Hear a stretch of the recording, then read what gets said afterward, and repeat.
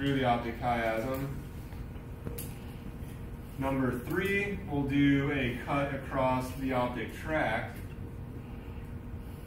And then 4, we're going to do a cut across the optic chiasm this way. All right, so before we go into this, all right, the thing that confuses people the most is the visual fields with respect to the photoreceptors that are on the lateral and medial portion of the eye. And what I mean by people getting confused is that they're actually opposite.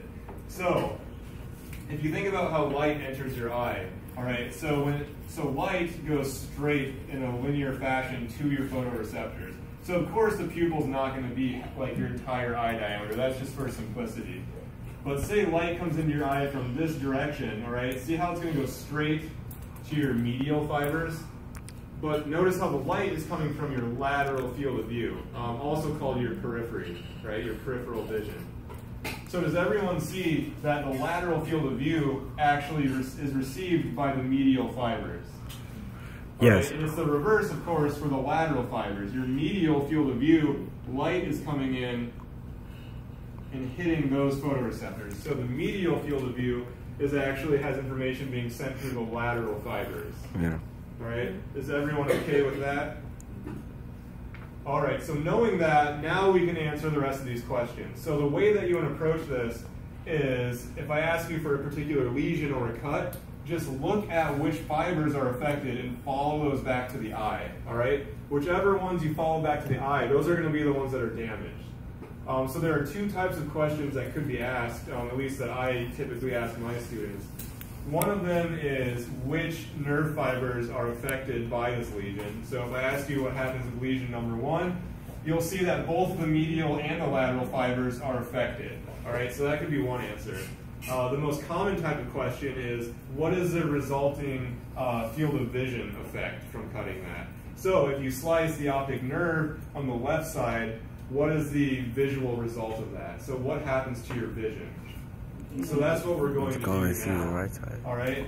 So as we mentioned, if you have a cut right across here, you follow the nerves that are damaged back to the eye. All right. So you can see, also like we established, the medial and the lateral fibers are both damaged. So what do you think vision is like in this eye? Right. So of course your photoreceptors are picking up light, they're just not sending it past that lesion, right? It's as if a bridge were to go out. So your left eye here, it's going to send no information to the rest of your brain, What about the right eye? Are any of the right eye fibers affected by that cut? No. No. All right, so the effect of a lesion represented by number 1 here is blindness in your left eye, but your right eye is normal. All right, does everyone understand that? Yes. All right, so number 2, what happens if you cut longitudinally through the optic chiasm? So what nerves are cut here? The medial. Right, so just the blue medial fibers, all right? So if you follow those back, of course, both medial sets of fibers are damaged.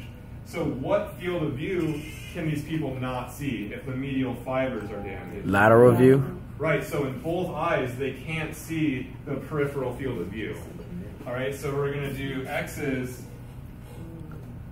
for the periphery or the lateral field of view. So when I draw these as eyes, I'm putting the marks for the field of view. So it's the lateral field of view and then the medial field of view. So that's the eyes looking at you, basically. Right, and so don't get these confused with what fibers are damaged. Remember, that's actually opposite. So if we wanted to say, for example, so number 2, I guess we'll finish that first. So you guys know that the medial fibers are damaged, all right? So you can't see the peripheral field of view through either eye. But the lateral fibers, all right, are okay, which means you can see the medial field. So for number 2, that's essentially what they commonly call tunnel vision. So people can survive just fine if their optic chiasm is cut longitudinally. They can just usually only see what's directly in front of them, not their peripheral field of view. All right, does everyone understand number 2? Yes. All right, so things get a little bit more complicated with number 3, but it's still not that difficult, all right? So with a lesion at number 3, all right, if we follow the fibers back, so if we start with the red fiber, all right, so it's damaging the lateral fibers of the right eye, which means it doesn't get the field of view from where? Medial, all right? So no medial field of view in the right eye. If we follow the blue fibers, it's damaged the medial fibers of the left eye. So what field of view do you not get in the left eye? Lateral. Right, so you don't get the lateral field of view, and everything else, of course, is okay. So one way of looking at this is in your right eye, you can see laterally, and you can see medial in your left eye, but not the others. So essentially what this means is if you're looking straight, it looks like you're looking a little bit to your right at all times.